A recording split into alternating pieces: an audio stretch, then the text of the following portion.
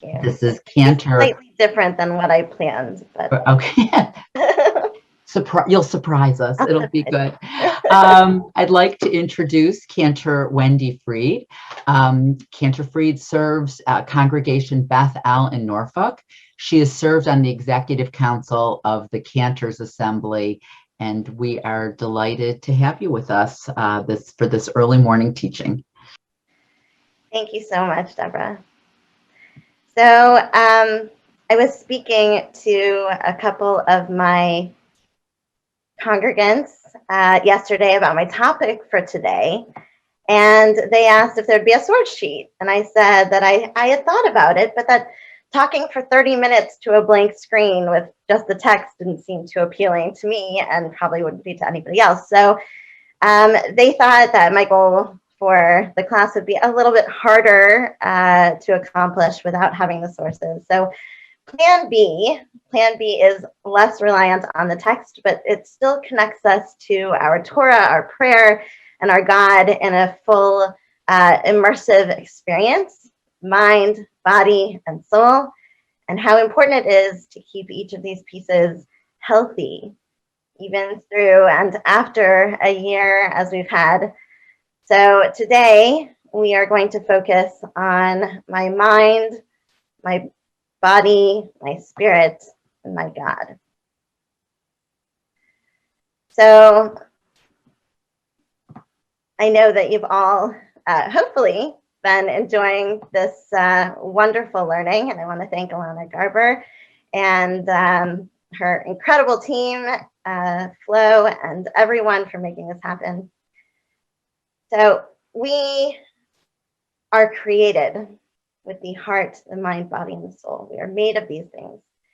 And we cannot be complete without any one of them.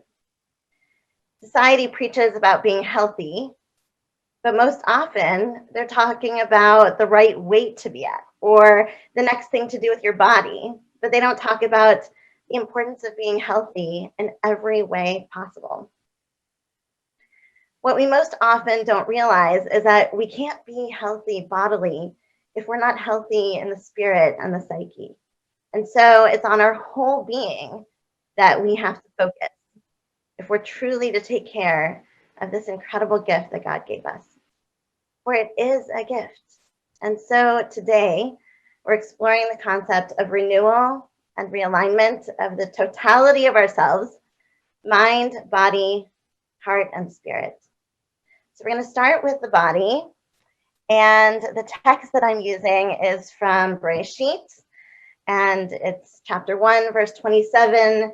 Vayivra Elohim et ha'adam b'tzalmo b'tzelem Elohim bara oto, zachar keva bara otam. So God created us in God's image, and Perry Smilo has the perfect song and the perfect setting of this text to begin with. It goes like this. Hineni b'tzelem Elohim, mikavim, mikavim, nishmati tehorahi.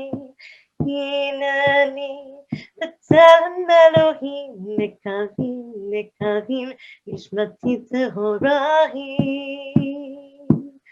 Oh God, this body is all I have. May I be blessed to sing your song. Oh God, this body is all I have. May I be blessed to sing your song. Baruch atah Adonai, wondrous source of healing. Baruch atah Adonai, we thank you and praise your name. Baruch atah Adonai, wondrous source of healing. Baruch atah Adonai, we thank you and praise your name. In our Torah readings, really throughout the Torah, we talk about the building of the tabernacle, the Mishkan, that was built and decorated with utmost care. It was, after all, the place meant for God to dwell for the first time among his people. Then the temple was built later in Jerusalem to be a more stable and everlasting presence, a symbol of our eternal relationship with God. That too was created so that every detail, every rock, and every furnishing would celebrate God's glory and magnificence. And then we had to go and mess that up. And so now we're without a temple, and we no longer have that place to go to where we as people can find God. So at this time, we're expected to find God within ourselves. We're expected to find God within each other. And certainly throughout this year, when we didn't have our temples to go to, when we didn't have our congregations to reside in, we learned that even more, that it was the face of someone else across the Zoom screen that made all the difference, and that helped with your davening, and that saw into your soul and made the difference to the kind of prayer experience that we each had. And that prayer has become the medium for which we talk to God and communicate our desires, our faith, our struggles, and our thanks. We, each one of us, is a miracle. And if you think for a moment of how we are made, I don't know about you, but most machines are just a mystery to me. They have so many little pieces, intricate systems, the code that has to be written to get all the programming just right, the wiring and the tiny little connections, the ones and the zeros that we put together and somehow turn into these incredible video games that my kids love to play, or our entire banking system, or the Zoom screen that we've been living on for the entire year. And you realize that we work much in the same way. We are full of wires and intricate code, pieces that have to fit just right, down to the battery and the off and on switch. We are incredibly built, miraculous pieces of machinery. We all have the same insides. The big organs, the muscles, the nervous system, all the little capillaries, the tiny cells, the neurons, the pluses and the minuses. But outside, we are each as individual as snowflakes. And that's something to appreciate and to rejoice in. It's amazing. We know all too well, especially from this past year, what happens when we don't take care of that body as we're commanded to. For we are commanded to take care of this vessel that allows us to live and to breathe and to function in this world. And we were given this holy covering from God himself. It's not ours to take advantage of. We are commanded to take care of the gifts that God has given us. We are created B'Tselem Elohim, as Perry Smilo was saying, in God's image. And these are the most precious gifts, the mind, the body, and the soul. God is supposed to dwell inside each of us now. So the question begs to be asked, what kind of a place do we have God living in? Have you made your place suitable for God to inhabit? Have you made yourself a temple?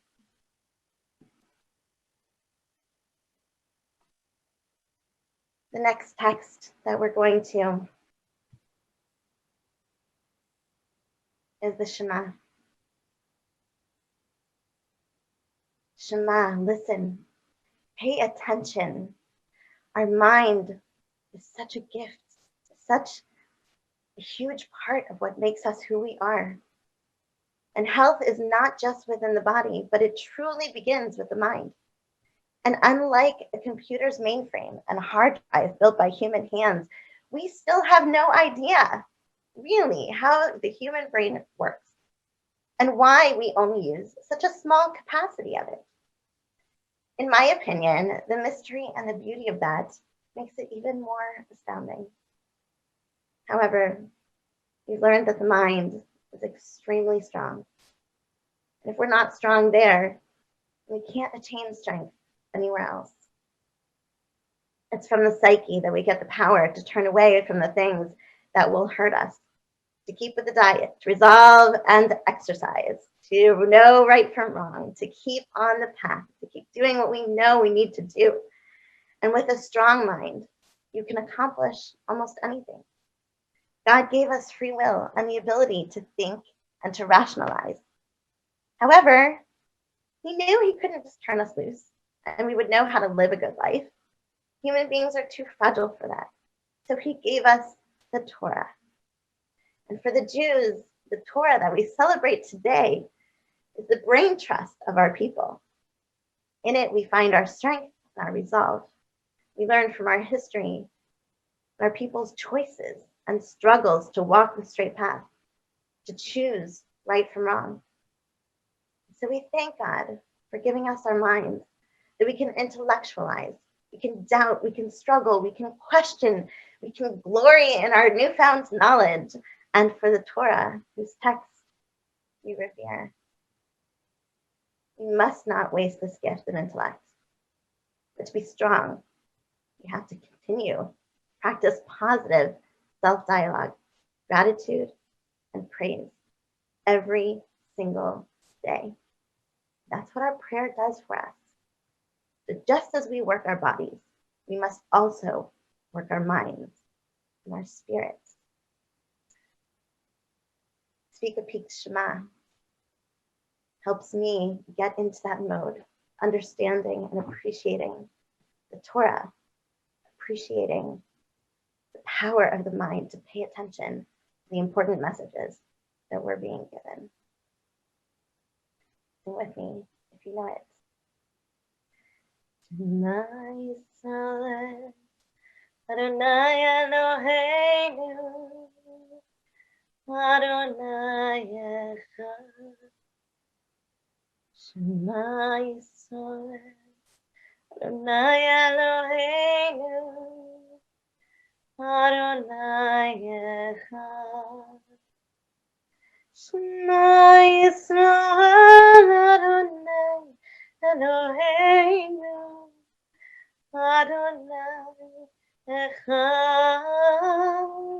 Shema Yisrael, Adonai Eloheinu, Adonai Echad. Shema Yisrael, Adonai Eloheinu, Adonai Echad. Shema Yisrael, Adonai Eloheinu, Adonai Echad. Shema Yisrael, Adonai Eloheinu, Adonai Echad. Shema Yisrael, Adonai Eloheinu, Adonai Echad.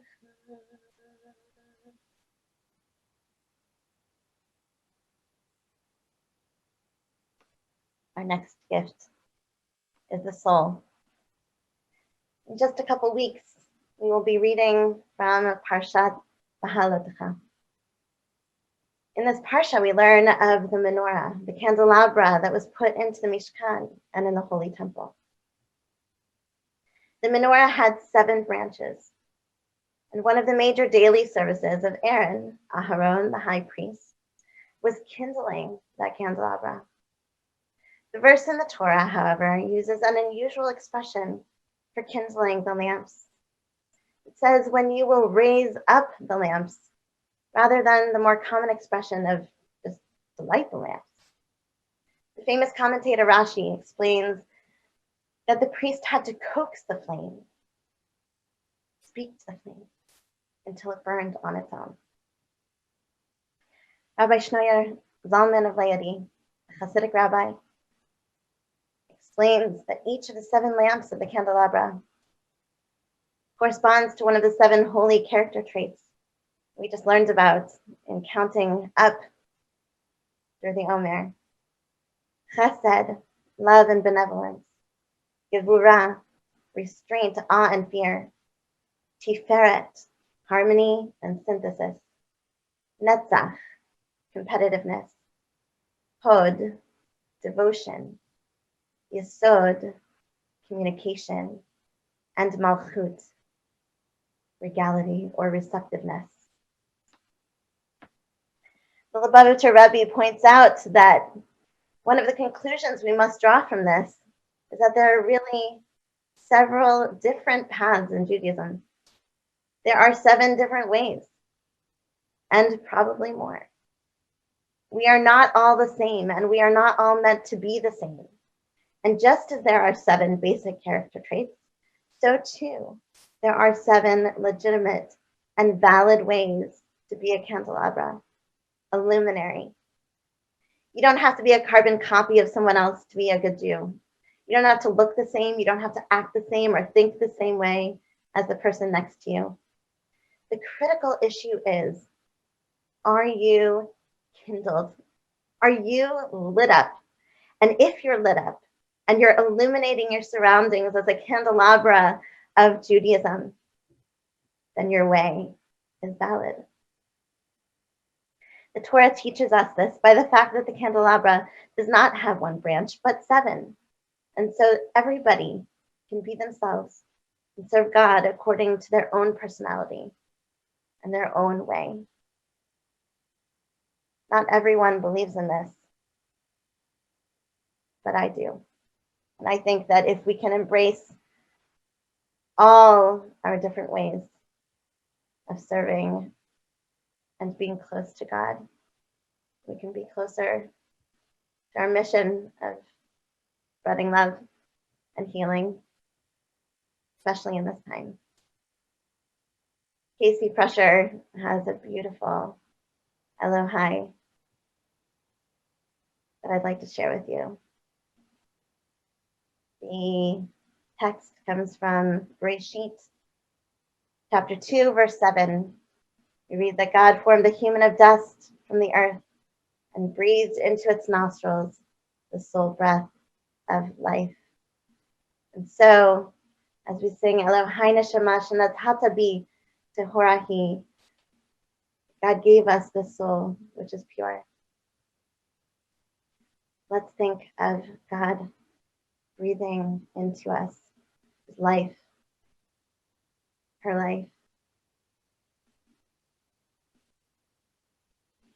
her passion,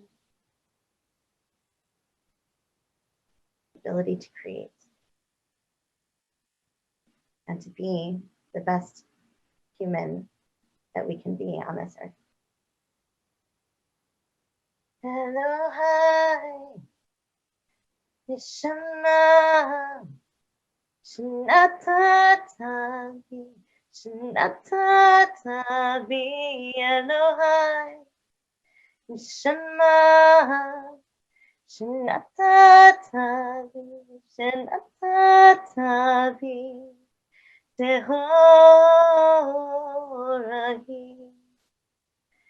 Tehorahi,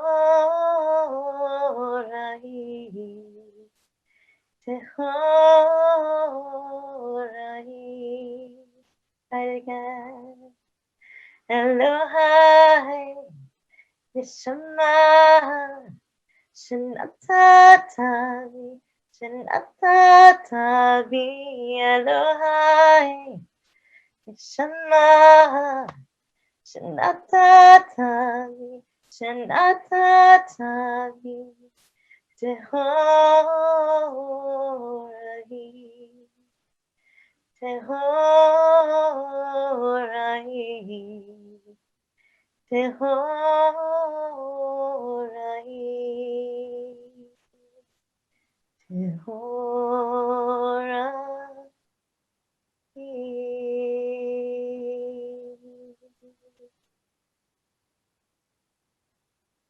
A couple of years ago, I was at a session on high holidays at my annual Cantor's Assembly convention. One of the presenters of the session asked this question: if someone you haven't seen in a while, who hasn't seen you in a while, says, "Oh, you look great. You haven't changed a bit." I'm hearing that a lot now that we're seeing each other in person. But I wonder, is that a compliment or an insult? Many of us take this as a compliment because change is scary and it's not always positive. And we want to keep our youthful looks and our stamina, etc. But what if we looked at it in a different way? And we're standing in front of God at High Holidays this coming year, or tomorrow when you're davening. Sorry, later this morning when we're davening. Would you truly want God to say, Wendi, you haven't changed a bit? We all make resolutions. We make resolutions every year, and most of them have to do with the health in some form or another. I am no different. I think I want to be thinner, stronger, more positive, more grateful, healthier throughout. And what if I stood there after working hard and had to hear those words? Oh, you look great. You haven't changed a bit. And know that they were true, that you hadn't changed a bit. Those words still make you happy? You think they would make God happy? We're all created the same, but Tselem Elohim in God's image. However, there's a divine spark within each of us. We can be constantly reminded of this fact when we look at ourselves. So I want you in this next week, when you look in the mirror, to go through these 5 steps. The first is, wonder what you would look like if you truly accepted the image staring back at you. I want you to work on that for 5 seconds, just making a list in your head about the things you're most proud of that you've done this week. And I'm not just talking about image, I'm talking about what's underneath you. You're looking deep in your eyes at that person in the mirror. Can you look at that person and say that your goal is to see your best self every time? And then I want you to smile, a real and unself-conscious smile, and say to yourself, I might not like everything about how I look today, but I am at my most beautiful version of myself when I like who I am, and it shows. We're staring at each other on Zoom every day. You're staring at yourself on Zoom every day. To know that you are an image of God, that you're worthy of God's love and respect, and the love and respect of those all around you, just as you are today, without changing a single thing. The wrinkles, so what? They're laugh lines. You worked for them, right? Okay, so you have a little flab there. You have a little, issue here that you want to work on. All right. But you're good the way you are right now. And you'll resolve step 3 to take the things that you don't love as much and make them better, a little at a time. To work on creating a place within ourselves for God to live. We are proud of our resolve and our new resolutions. And even if we failed at them today, before we really realize that today is a new day and we're in charge of our own decisions, because we are, because God gave us that power and the strength to make those decisions, we will appreciate the miracles that God has given us, and we will use those miracles and those gifts for good. And finally, the 5th is, I want you to smile a real and genuine smile at yourself. Some of us wonder what we look like when we smile because we haven't looked for a while. And often we save that genuine smile for everyone else but ourselves. So today, looking at yourself as B'Tselem Elohim, made in the image of God, smile at yourself, that special smile, the one you only give when you're truly happy. And I bet you would see what everyone else sees. All the other stuff, who cares about? When you give that 1,000-watt smile, the world lights up, and that's all people see, and that's all that they should see. That's God's light shining through you and working in the world. And nothing works like that to change your mood and those of that around you. Those of you across the Zoom screen. It makes you feel lighter, it makes you feel better about life and better about yourself and your situation. Don't squander the gifts that were given to you. Loving yourself, B'Tselem Elohim, and understanding that you and everyone around you is a walking, living, breathing masterpiece of God can make you look at the world in such a different, more respectful, and positive light. I want you to be able to say that you are made in the image of God. I am made in the image of God, and I value myself in that way. And then my final exercise for you is to truly see God written on your body. You acknowledge that you're God's creation, because just as the creative poets do by weaving their name into the tapestry of the poem, God hid God's name in your very fabric of your being. So this exercise reveals God's name, Yud He Vav He, literally written on your being from head to toe. Okay? And you can do this when you wake up in the morning. You see the Yud. You see the Yud on our head. And I want you to stand up and do it with me. The Yud on our head, as we trace it, we're grateful for the ability to understand, to think, to create, to process right from wrong, to engage with others in thoughtful ways. We are the only beings that can do many of these amazing things, and we are grateful. We use this time with the Yud to think about how we could use our thoughts to better our own lives and the lives of others. We understand that words have power and that we need to think before we talk, so as to give words of encouragement and put positive thoughts out into the universe. The next letter is Hey. You go across the heart and down, across the heart and down. And as we trace this letter, which goes across our shoulders and down our arms, we understand that our heart is our guide in so much of what we do. And many of our hearts need healing, whether it's from a new injury or an old one. We acknowledge that hurt and look further down to our hands. Hands that help us do what is in our hearts. Our hands help us reflect the love in our hearts through an embrace, through a gentle touch, through a foot rub. Now that we can do a little bit more of this, maybe. Through a pat on the back, but they can likewise be used to hurt. And we must remember God and our power in these moments. And then we look to our spine, our vav, for support. The spine that holds us straight, that reminds us of our tough nature, our strong morals, our ability to take care of ourselves, our tenacity, our true strength, the strength that God gives us.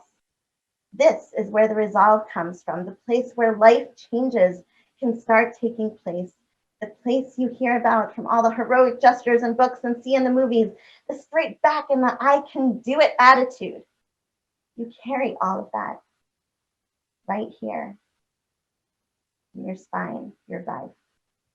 And finally, Hey, again, across the middle and down your legs. Your second Hey, you realize that if you didn't have your support group in life, whether that be God or your family, your friends, it would be very, very hard to get through the things in life that are thrown your way. And if you don't feel that you have someone to help you, to lift your burdens and to help you down the right path towards the light, the way that your legs can, then realize that you can find people like that. Most of the time, you don't even have to say the word and someone will be there for you. Support groups are a must and we can all help. So now I want you to draw these letters on your body and remember these words in association. Yud, head, thoughtfulness. Hey, hearts and hands, heartful and helpful.